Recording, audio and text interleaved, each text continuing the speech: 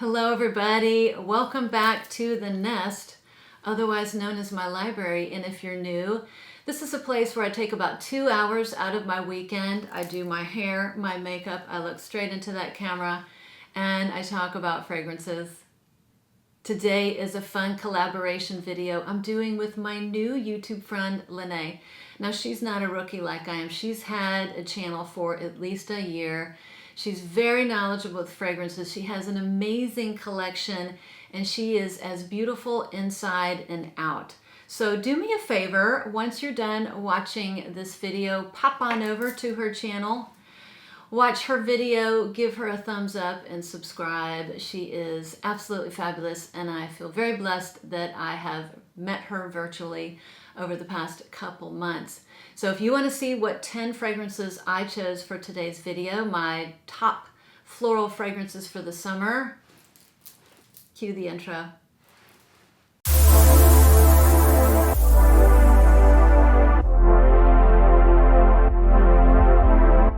I'm going to start the list with a fragrance that was in my top 10 for this video until about 1 or 2 hours ago. And then it got bumped out by an oldie but a goodie, but it's worth mentioning. It's my runner-up. I still love this fragrance. It's one of my favorite floral fragrances, and it is Fille en Rose de Kandahar. I have talked about this before. It was in one of my videos, I think in March, and this is just a beautiful, beautiful rose. It's one of my favorite roses. It's a gourmand take on rose. But even though it's so pretty, it just doesn't scream summer to me. And so it got bumped out of the list by an oldie but a goodie, and that fragrance is Stella by Stella McCartney. Yes, I had this fragrance around when it first came out. I mean, I think it's been at least 10 years. I wore this fragrance all the time. I wore it day in, day out, casual, dressed up, work. It was basically as close to a signature scent as I was going to get. I blew through the bottle. I think it took me a couple years and then I didn't buy it again until last summer. I really missed it and I bought it again and I'm so happy because it is so beautiful and it's everything I remember it to be, and it's a great fragrance for the summer months. This is a rose peony fragrance, and even though the rose is clean, it's not a soapy clean fragrance, and it is sweet, but it's not a jammy rose like all the other roses out there. It's just perfectly down the middle. The sweetness comes from a couple things. I think there's a mandarin orange in here that gives it just a little bit of a juicy sweetness, and there's amber. Amber's typically kind of way down fragrances, not in here. The amber is perfect, sweet, and light. And this fragrance is a beautiful, beautiful fragrance for the summer. I think it really, really shines in the hot weather, and that's why it made my list. Next up on the list is Pure Poison by Christian Dior. Look, I know it took me a while to get on the Pure Poison train, but I'm so happy I'm on it. I love this fragrance. This is a perfect floral, in my opinion, for the summer months because it's very clean and fresh, and it does have a soapy vibe, but that soapiness is sweet, so it's not bracing, it's not screechy. The florals in here are jasmine, gardenia, maybe orange blossom, and they are perfectly sweetened with a little bit of orange. I think there's some mandarin orange in here, which gives it a little bit of sweetness, makes it a little bit juicy, takes away some of that soapiness. And there's sandalwood in here. Another note that really kind of smooths things out and keeps this from being headache-inducing or too indolic. Perfect, perfect fragrance for the warmer months. It's actually been kind of warm here the last couple days, and this has been getting a good workout. It's performed beautifully. I don't think I would wear this when it's like 100 degrees and really humid, but any other warm day, I would wear this. I love it. It is a great floral for the summer. Next on the list should be no surprise if you watch my videos. This is my favorite orange blossom fragrance. It has made multiple videos of mine, and it was recently included in a giveaway in my Gateway Vanilla Fragrances. Yes, it is Guimauve to Noel, which translates into Christmas Marshmallow. This is my favorite orange blossom fragrance because it just has the perfect amount of sweetness. I can do florals if they're sweetened up with vanilla or they're smoothed out with sandalwood. In that case, I can do pretty much any floral. This one has 3 notes. It's orange blossom, vanilla, and sugar. It's just a beautiful fragrance, perfect for the summertime. This is kind of like an orange blossom marshmallow to me because this fragrance is very sweet. It's very puffy. It's very light. It's very airy, like a marshmallow. This is basically an orange blossom marshmallow. Funny thing is, I had my little bladder strips laying out, and my husband picked it up and said, "This smells like an orange push-up." So it does have that creamsicle vibe to it. And the winner of this in my giveaway did get back to me. She absolutely loves it, and this is what she says. It's Jolie. Congratulations, Jolie, again. She said, I just received my giveaway bottle of Guimauve de Noel, and I have to say I'm in love. It is so yummy. It reminds me of Sintra by Memo and Love Don't Be Shy, but it is much smoother and smells more refined. She gives it a 10 out of 10. So I'm glad that she loves it as much as I do. If you love orange blossom, particularly a sweet orange blossom, don't sit on this one. Get a sample. It's gorgeous.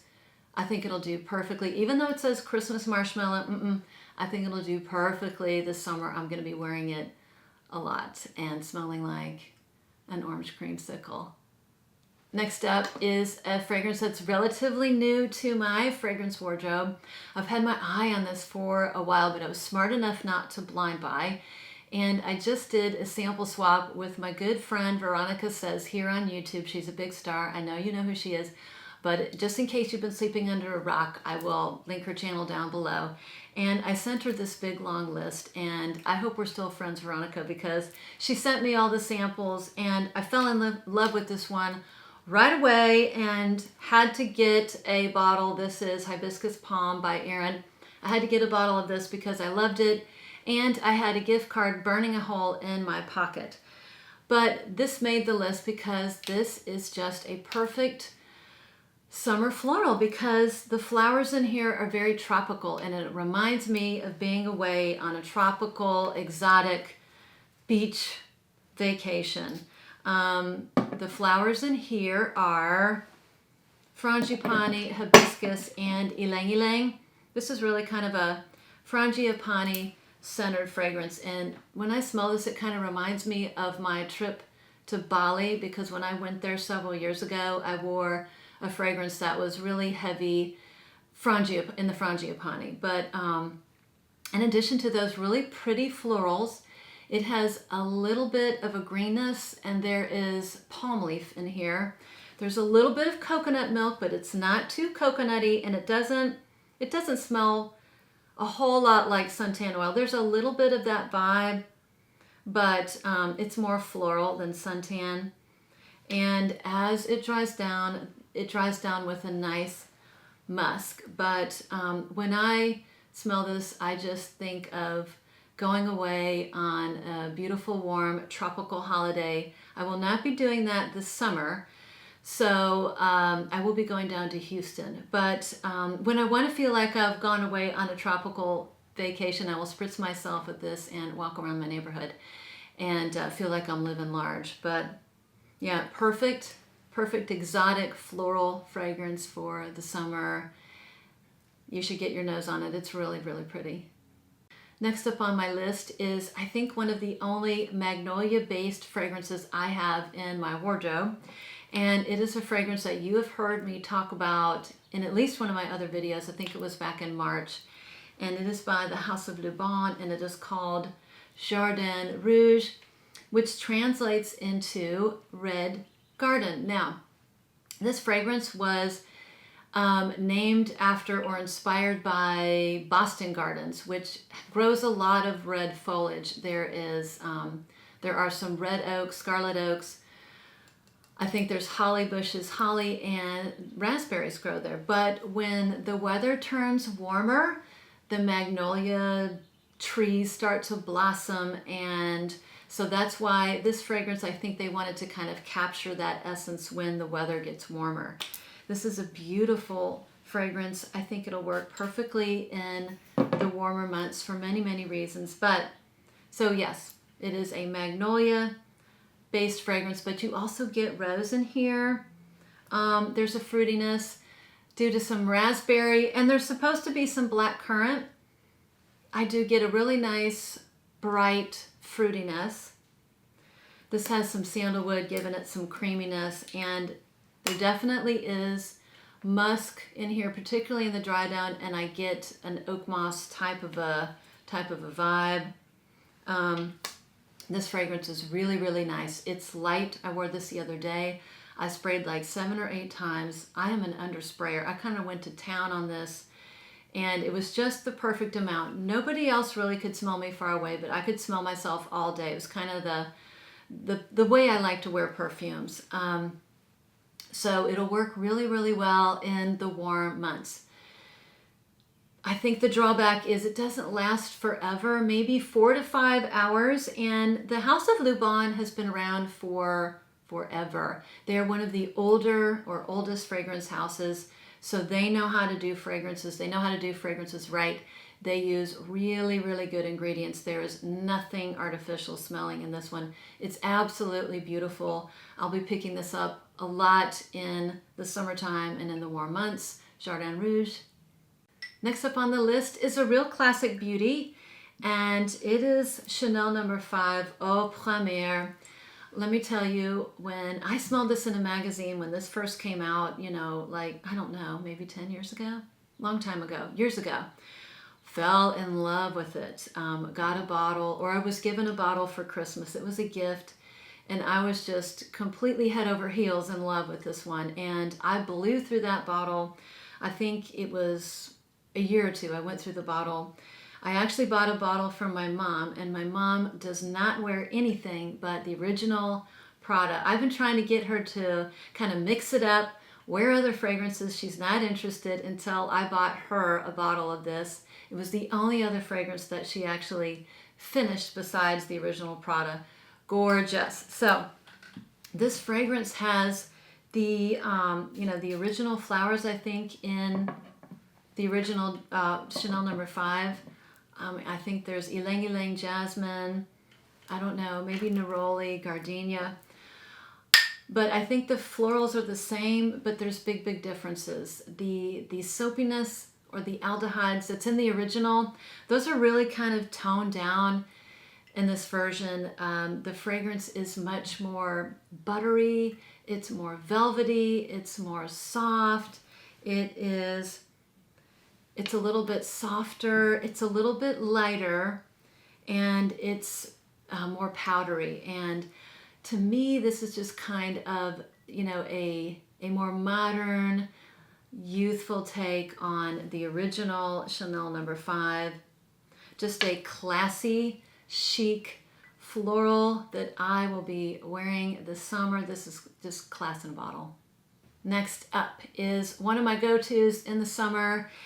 It's a fragrance that I wear when I want to take my game up a notch, when I want to stand tall, put my shoulders back, walk with a strut and pretend that I've got it together. It is by the House of Killian, and it's called Good Girl Gone Bad. I love this fragrance, and everybody who knows me, particularly at work, gets a big kick out of when I wear it and they ask what it is, because the name is kind of funny.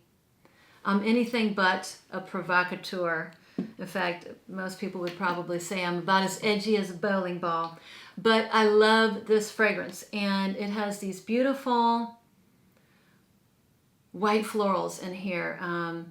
Jasmine, gardenia, tuberose. I think there's May rose in here. Narcissus. Some of those florals are in here. Listen, I didn't write down all the notes, but I have an idea of what's in here.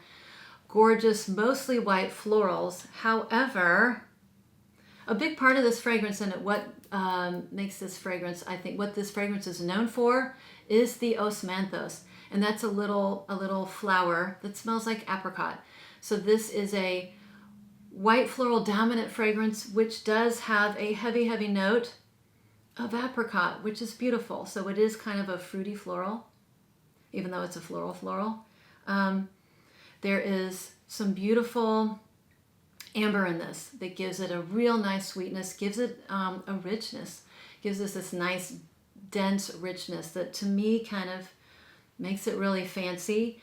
And I do get some woodiness. I think there's cedar in here, which gives it kind of like a woody anchor. Absolutely love this fragrance. When I wear this, particularly to work, people always ask me what I'm wearing. This is just, I don't know, this is a crowd pleaser. People think this smells really, really good on me. I always wear it. There's this white eyelet sundress that I have. It's really, really pretty, and I always reach for this when I wear something pretty, like a pretty dress, something a little dressed up. Gorgeous fragrance. Downside is it doesn't last forever. That's okay. Like, I can get a good 5-6 hours out of this beauty. This is a staple, floral staple in my summer rotation. Good girl gone bad. Next up on my list is a fragrance you have heard me talk about before. It's a beautiful rose fragrance, and it is by the house of Nina Ricci, and it is called Rose Extase. So this is what I like to refer to as my happy, uplifting, kind of fruity rose. The rose in here is half clean and crisp and half sweet and jammy. So it's kind of right down the middle. There's some raspberries in here and some red berries. I don't know if there's red currant. I know there's raspberries, and the berries kind of give it a really nice, pleasant tartness. So a little bit fruity, a little bit tart. I used to own Linae. I used to have that fragrance. I do not have it anymore because that lychee note and we don't get along. I wasn't sure if it was the lychee or the rhubarb, but I have found out. I know it's the lychee note. But I have come to the conclusion that when I spend at least, you know, if it's over $150, we're talking about fragrances, I better like the whole part of the fragrance. And I didn't like that lychee note, so I decluttered it. This one, I know a lot of people talk about Bella Rosa smelling like Linae. I actually think this one smells similar. It's not a dupe. Don't go there. It's not a dupe. But I get a similar feel, a similar vibe to Linae. And it doesn't have that lychee note. So I love this beautiful fragrance. Very versatile, wonderful for the price. I think I picked this up for $35. And let me tell you, it's perfect for the summer. It lasts all day. This is kind of like a powerhouse performer. Lasts all day, thrives in the summer heat. Love it. Great fragrance.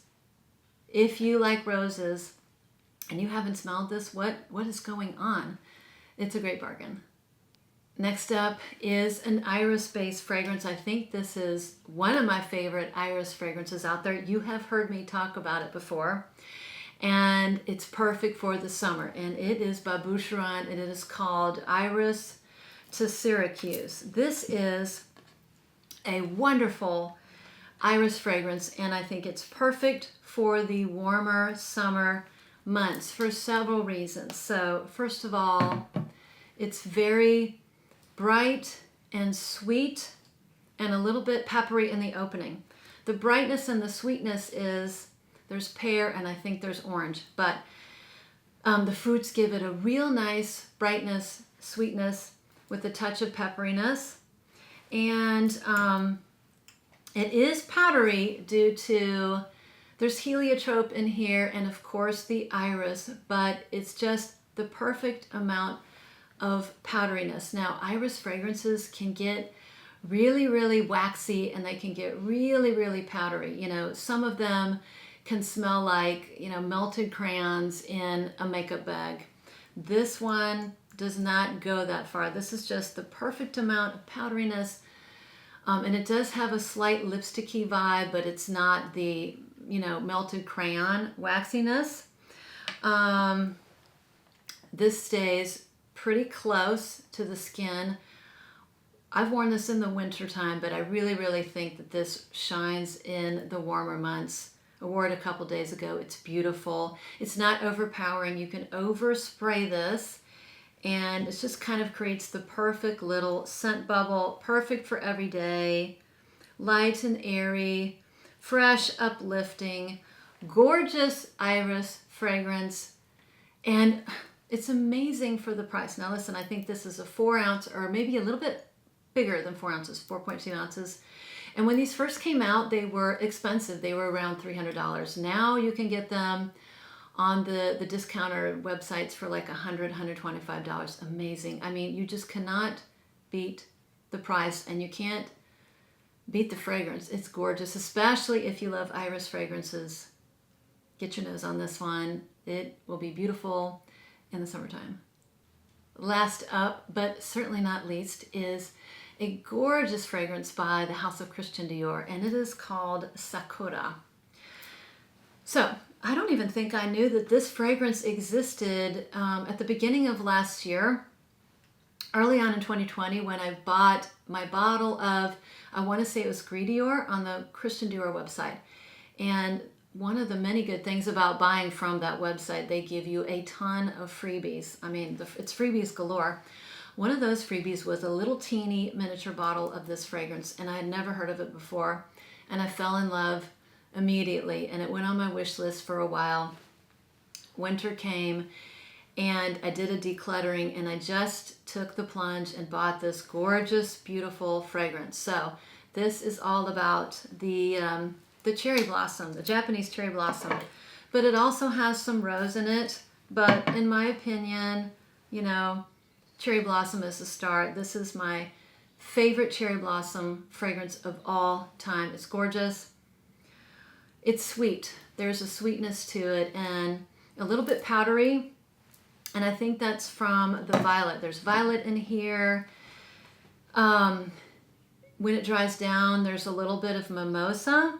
And I've had fragrances with mimosa in it, so I can detect that kind of halfway through the life of the fragrance. It kind of disappears by the dry down, but I do detect some nice mimosa. So you've got cherry blossom and rose, violet, mimosa, and it dries down a real sweet muskiness, but it always stays floral.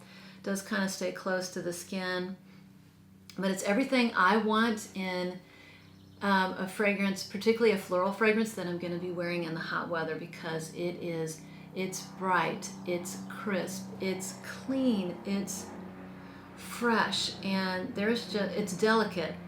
There's just a beautiful elegance about this fragrance. It is just chic and pretty and lovely, and I will wear it kind of on more of my dressed up days. So what was that you say? It's expensive? Yes, it is. So this one was $250, but this is a big 4.2 ounce bottle. So, you know, do the math, $60 an ounce. That's not bad, and you get a huge bottle. But it made my list for a reason. I think this is absolutely gorgeous if you like cherry blossom scents. Definitely get your nose on it and put it on your wish list, because it's absolutely gorgeous, and I'll wear this a lot in summer. So that's it, my top 10 floral fragrances for the summer. I hope you enjoyed it. Do me a favor, when you're done watching this, sashay on over to Linae's channel, watch her video, because I know I will be doing it. Give her a nice thumbs up and subscribe. She is lovely, and I think you'd really, really enjoy her content. But thanks for stopping by. Thanks for watching. I hope you learned some things. I hope you enjoyed your time spent, and I will see you on the next one.